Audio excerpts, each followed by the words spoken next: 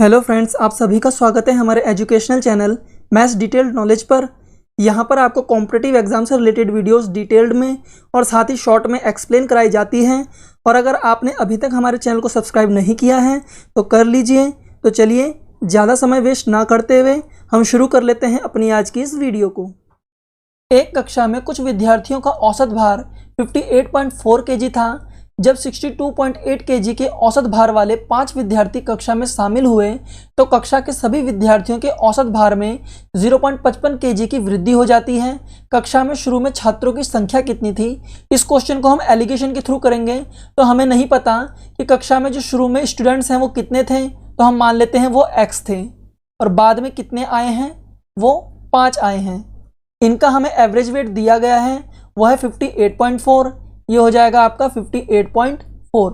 और इनका average weight दिया गया है जो कि है 62.8। तो ये हो जाएगा 62.8। और हमसे कहा गया है कि बाद में इन सभी विद्यार्थियों का जो औसत भार है वो 0.55 kg बढ़ जाता है।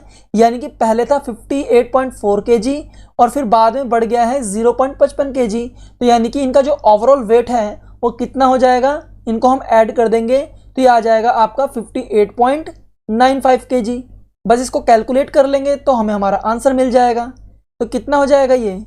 इसको हम यहाँ लिख देंगे 0 और यहाँ लिख देंगे 0। तो हमारी कैलकुलेशन आसान हो जाएगी। 58 कैंसिल हो गए, 95 में से 40 गया तो कितना बचा आपका? 0.55। इसमें से इसको घटा देंगे तो हमारा कितना आ जाएगा? ये आ जाएगा आपका 3.85। पॉइंट से पॉइंट कैंसिल हो जाएगा। यह है 11 का मल्टीपल, तो ये भी कितने का हो जाएगा? 11 का मल्टीपल। यानी कि जो x की वैल्यू आ जाएगी वो कितनी आ जाएगी? वो हो जाएगी x is equal to 385 divided by 11। तो ये आ जाएगा आपका निकल के 11 तिया 33 और 11 पंजे 55। यानी कि ऑप्शन सी इसका सही आंसर होगा। एक नाव द्वारा धारा के अनुकूल 13 किलोमीटर की यात्रा करने में लिया गया समय धारा के प्रतिकूल 7 किलोमीटर की यात्रा करने में लगने वाले समय के समान है। यदि धारा की गति 3 किलोमीटर प्रति घंटा है तो शांत जल में 44.8 किलोमीटर की दूरी तय करने में कितना समय लगेगा? यहाँ पर हम बोट को B से और स्ट्रीम को S से डिनोट करेंगे। तो डाउन स्ट्रीम के लिए जो टाइम है वो हो जाएगा डिस्टेंस यानी कि 13 डिवाइडेड बाय बोट की स्पीड प्लस स्ट्रीम की speed is equal to upstream के लिए जो टाइम हो जाएगा वो हो जाएगा डिस्टेंस यानी कि 7 बोट की स्पीड माइनस स्ट्रीम की स्पीड। स्ट्रीम की स्पीड हमें दे रखी है जो कि है 3 किलोमीटर प्रति घंटा। तो ये हो जाएगा आपका 3, ये हो जाएगा 3। तो यहाँ से b की वैल्यू बड़ी आसानी से निकाल सकते हैं। तो b कितना हो जाएगा? 10 यानी कि 10 और 3 13 डिवाइड करेंगे तो 1 आ जाएगा। यहाँ पर 10 रखेंगे तो 10 में से 3 जाएगा 7, डिवाइड करेंगे तो आ जाएगा 1। यानी कि यहाँ भी 1, यहाँ भी 1। इक्वेशन क्या हो गई? वेरीफाई हो गई। तो यहाँ से हमें b की वैल्यू मिल गई 10 किलोमीटर प्रति घंटा। यानी कि हमें क्या मिल गया है? Speed of boat in still water. तो ये हो गया हमारा 10 किलोमीटर प्रति घंटा। और हमसे कहा गया है शांत जल में यानी कि इन स्टिल वाटर 44.8 किलोमीटर की दूरी तय करने में कितना समय लगेगा? तो ये 1 घंटे में 10 किलोमीटर चलता है। तो 44.8 किलोमीटर चलने में कितना टाइम लेगा? ये हो जाएगा 1/10 इंटू 44.8। पॉइंट हटेगा 0 आ जाएगा, डिवाइड करेंगे ये आ जाएगा 4, शेषफल बचेगा 40। इसको काट देंगे, 4 एकम 4, 4 दूनी 8, 4 दूनी 8, 4 पंजे 20। यानी कि आंसर क्या आ गया आपका? 4 सही 12/25। यानी कि ऑप्शन डी इसका सही आंसर होगा। स्थान ए और बी 144 किलोमीटर दूर हैं। 2 कारें एक साथ शुरू होती हैं, एक ए से और दूसरी बी से। यदि वे एक ही दिशा में चलती हैं तो 12 घंटे के बाद मिलती हैं, लेकिन यदि वे एक दूसरे की ओर बढ़ती हैं तो 9/8 घंटे के बाद मिलती हैं। तेज गति से चल रही कार की गति हमें बतानी है किलोमीटर प्रति घंटे में कितनी होगी। तो हम मान लेते हैं जो ए की तरफ से कार चल रही है उसकी स्पीड जो होगी वो 1 किलोमीटर प्रति घंटा होगी, और जो बी की तरफ से कार चल रही है उसकी जो स्पीड होगी वो 20 किलोमीटर प्रति घंटा होगी। अब हमें क्वेश्चन में 2 कंडीशन दी गई है, जिनमें से पहली कंडीशन है कि जब वे कारें एक ही दिशा में चलती हैं, और जो दूसरी कंडीशन है उसमें हमसे कहा गया है कि जब वे एक दूसरे की ओर बढ़ती हैं। तो यहाँ पर हमारा रिलेटिव स्पीड का कॉन्सेप्ट लग जाएगा। जब वे कारें एक ही दिशा में चलेंगी तो जो इनकी रिलेटिव स्पीड होगी वो आपस में घट जाएगी, और जब वे दोनों कारें एक दूसरे की ओर बढ़ेंगी तो उनकी जो रिलेटिव स्पीड है वो आपस में जुड़ जाएंगी। यानी कि जब ये सेम डायरेक्शन में चलेंगी तो इनकी स्पीड आपस में क्या हो जाएगी, घट जाएगी, और जब ये अपोजिट डायरेक्शन से आएंगी तो इनकी स्पीड क्या हो जाएगी, आपस में जुड़ जाएगी। तो हमारी जो रिलेटिव स्पीड है पहली कंडीशन में वो हो जाएगी a minus B is equal to इनकी डिस्टेंस यानी कि 144 डिवाइडेड बाय मीटिंग टाइम यानी कि 12 घंटे, तो ये निकल के आ जाएगा 12। और दूसरी कंडीशन में जो रिलेटिव स्पीड हो जाएगी वो हो जाएगा a plus B is equal to इनकी distance divided by meeting time यानी कि 9/8, और यहाँ पर ये कट जाएगा 9 से, यह आ जाएगा 9 एकम 9 और 9 छिंग 54, तो इनकी आपस में मल्टीप्लाई हो जाएगी और ये हो जाएगा 16 अट्ठे 128। अब आपको यहाँ पर पता होना चाहिए अगर हम इन दोनों इक्वेशन को घटा देंगे तो हमें जो धीमी गति से कार है उसकी स्पीड मिल जाएगी, और अगर हम इन दोनों इक्वेशन को जोड़ देंगे तो जो तेज गति से कार चल रही है हमें उसकी स्पीड मिल जाएगी। तो हम इनको क्या करेंगे, आपस में ऐड कर देंगे, तो हमें यहाँ से a की वैल्यू कितनी मिल जाएगी, इनको जोड़ देंगे तो ये हो जाएगा आपका 8 और 2 10, 0, 2 और 2 4, और ये हो जाएगा 1 डिवाइडेड बाय यहाँ आ जाएगा 2a, डिवाइड में चले जाएगा ये 2, तो आ जाएगा हमारा 70, यानी कि हमारा आंसर हो जाएगा option C 70 kilometre per hour, जो कि है तेज गति से चलने वाली कार की speed. On simplification is equal to, यानी कि हमें इसका सरलीकरण करना है। यहाँ पर हमें डायरेक्ट फॉर्मूले पता होने चाहिए जिससे हमें आंसर आसानी से मिल जाएगा।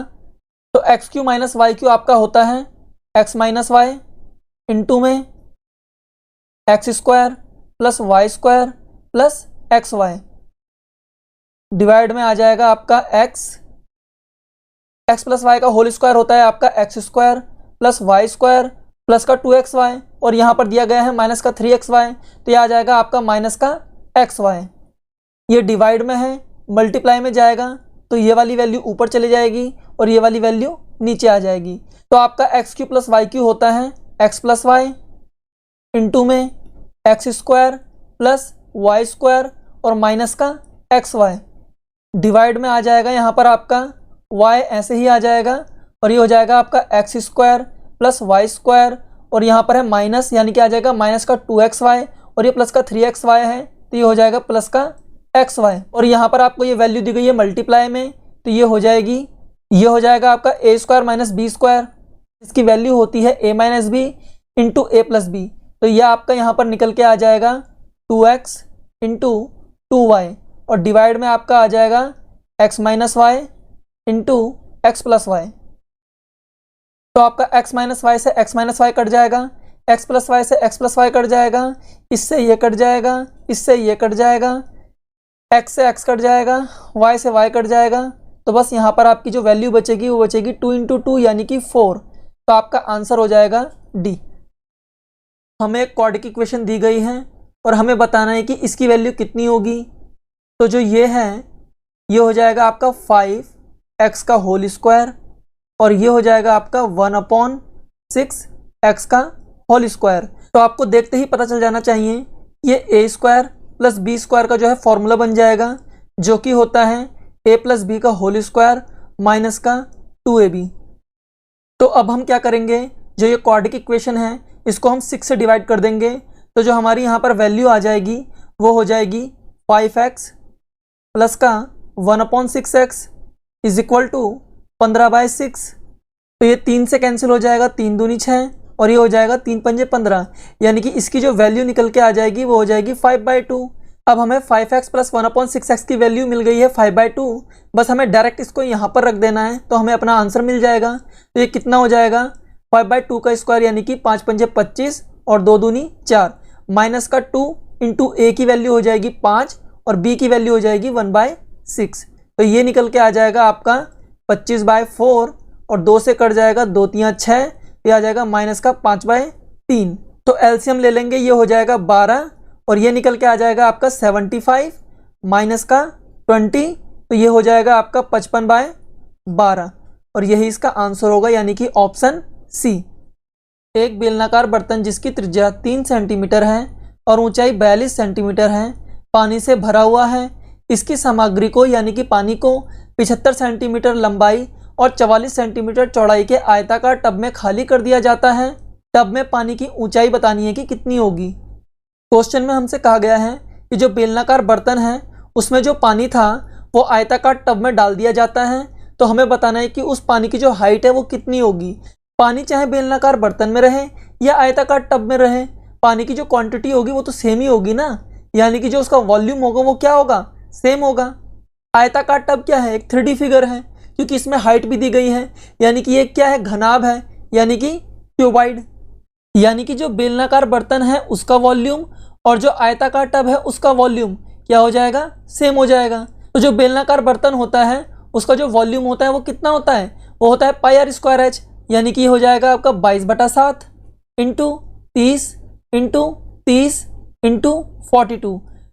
और जो आपका आयताकार टब है यानी कि घनाभ यानी कि क्यूबाइड, उसका जो वॉल्यूम हो जाएगा वो कितना हो जाएगा, L into B into H, यानी कि 75 इंटू 44 इंटू एच।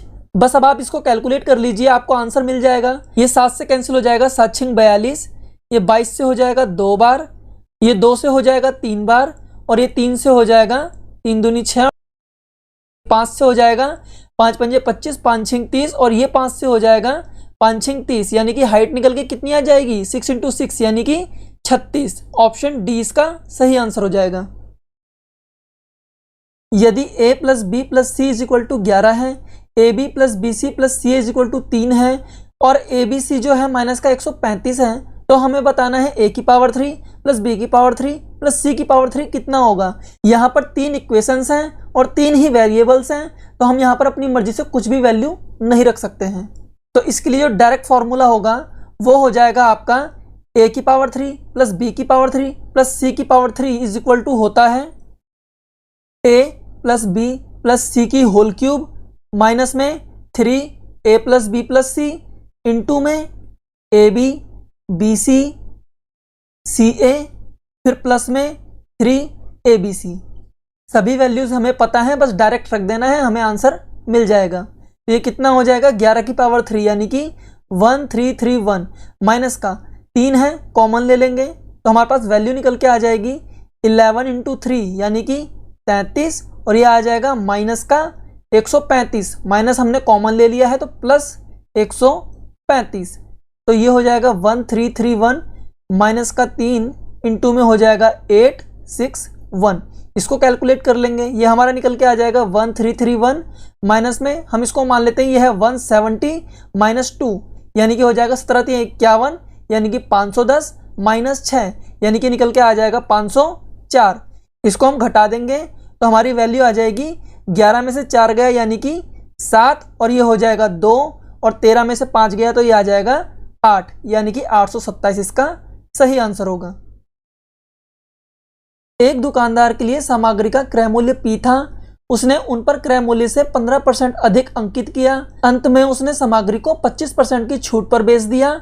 उसका लाभ तथा हानि प्रतिशत बताइए कितना होगा। पहले हम इस क्वेश्चन को ओरली सॉल्व करेंगे, फिर हम इसको डिटेल में सॉल्व करेंगे।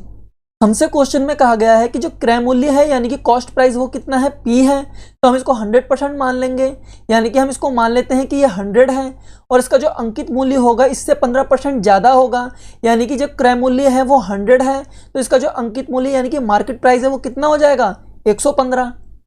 अब हमसे कहा गया है अंत में उसने सामग्री को 25% की छूट पर बेच दिया, यानी कि जो अंकित मूल्य है 115 उस पर 25% की छूट दी और उसको फिर बेच दिया। तो यानी कि जो हमारा सेलिंग प्राइस होगा वो होगा 115 पर 25% की छूट देने के बाद। तो 115 को हम अपने दिमाग में ये सोच लेते हैं यह है 100 प्लस 15, और अगर हम 100 का 25% निकालेंगे तो वो होता है 25, और अगर हम इसको 115 में से घटा देंगे तो जो हमारी वैल्यू आएगी वो होगी 100 से कम, यानी कि जो हमारा कॉस्ट प्राइस 100 था और जो सेलिंग प्राइस आया वो 100 से कम आया, यानी कि हमें क्या हो गया, लॉस हो गया। तो यानी कि ये दो ऑप्शन तो कैंसिल हो जाएंगे, ऑप्शन ए और ऑप्शन सी। हमारा मार्केट प्राइस था 115, अगर हम उसका 25% निकालेंगे तो जो हमारी वैल्यू आएगी वो डेसिमल में आएगी, उसको हम घटाएंगे तो जो हमारा सेलिंग प्राइस आएगा वो भी डेसिमल में आएगा। 100 पर कैलकुलेशन करेंगे तो जो हमारा आंसर आएगा वो भी क्या होगा, डेसिमल में आएगा। यानी कि हमारे पास केवल एक ही ऑप्शन है डी जो कि है डेसिमल में, तो वही इसका सही आंसर हो जाएगा। यानी कि ऑप्शन बी भी क्या हो जाएगा, एलिमिनेट हो जाएगा। अब हम इसको डिटेल में सॉल्व कर लेंगे। ये हो गया हमारा मार्केट प्राइस, ये हो गया कॉस्ट प्राइस और ये हो गया सेलिंग प्राइस। कॉस्ट प्राइस हो गया हमारा 100, इस पर जो है हमने 15% बढ़ा दिया है, यानी कि जो हमारा मार्केट प्राइस हो जाएगा वो कितना हो जाएगा 115। अब हमने इस पे 25% की छूट दे दी है, तो हमारा क्या निकल के आ गया सेलिंग प्राइस। 25% होता है आपका 1/4, अगर हम 100 का 25% निकालेंगे यानी कि 1/4, तो ये हो जाएगा 25। हमारे पास बचेगा 15 को 4 से डिवाइड करेंगे तो ये आ जाएगा 3.75, यानी कि इसकी वैल्यू हो जाएगी कितनी 28.75। इसको हम इसमें से घटा देंगे तो ये हमारा निकल के आ जाएगा 86.25। कॉस्ट प्राइस कितना है 100 है और हमारा सेलिंग प्राइस कितना है 86.25, यानी कि हमें लॉस हो गया है। तो ये कितना निकल के आ जाएगा यहाँ से लॉस, ये हो जाएगा 100 माइनस 86.25, यानी कि आ जाएगा आपका निकल के 13.75।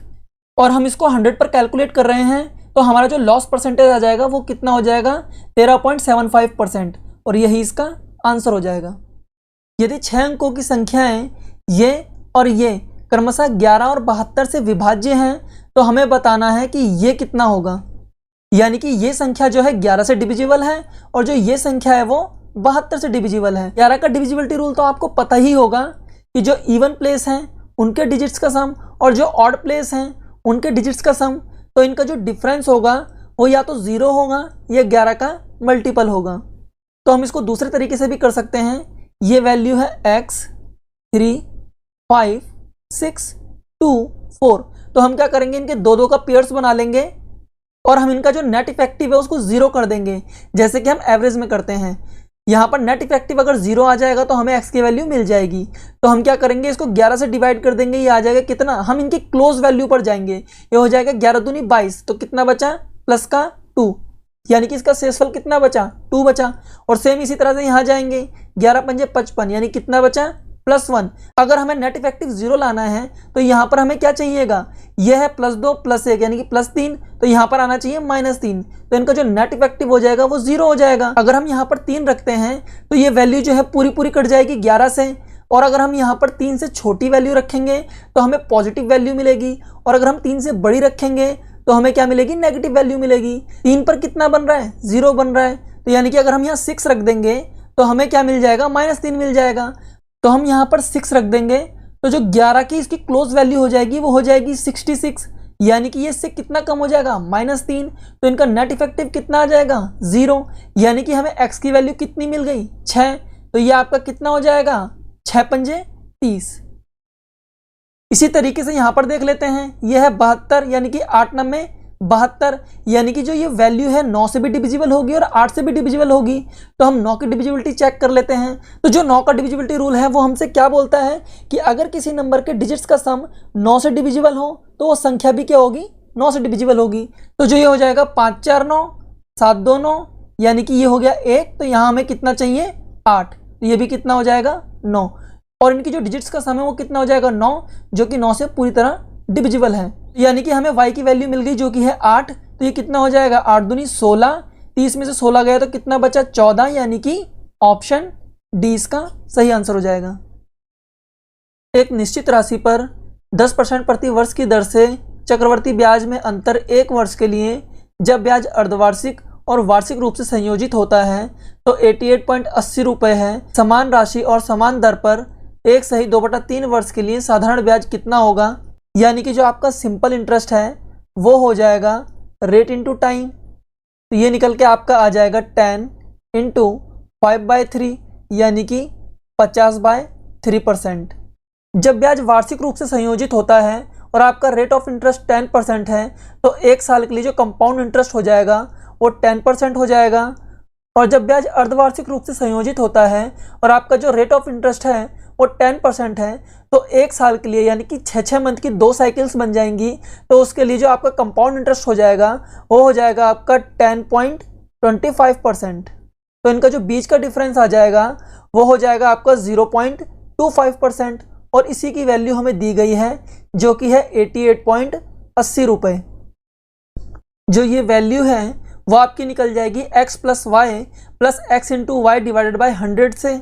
यहाँ पर हम क्या करेंगे पॉइंट से पॉइंट हटा देंगे क्योंकि यहाँ पर प्रिंसिपल सेम है तो हमें प्रिंसिपल निकालने की कोई ज़रूरत नहीं है, तो हम डायरेक्ट क्या करेंगे, यहाँ पर मल्टीप्लाई करवा देंगे 2/3 से। तो ये हो जाएगा आपका 25 दूनी 50/3%। ये निकल के आ जाएगा आपका, यहाँ 3 से कट जाएगा, 3 दूनी 6, 3 नाम 27, 3 छिंग 18 और ये हो जाएगा 0। तो ये वैल्यू निकल के आ जाएगी 0। 6 दूनी 12 का 2 हासिल लगा 1, 9 दूनी 18 और 1 19 का 9 हासिल लगा 1, 2 दूनी 4 और 1 5, यानी कि 5,920 रुपये, ऑप्शन सी। अगर आपको हमारी यह वीडियो पसंद आए तो आप हमारे चैनल को सब्सक्राइब कर लीजिएगा और साथ ही बेल आइकन को प्रेस कर लीजिएगा ताकि आने वाली सभी लेटेस्ट वीडियोस के नोटिफिकेशन आप तक पहुंच सकें। धन्यवाद।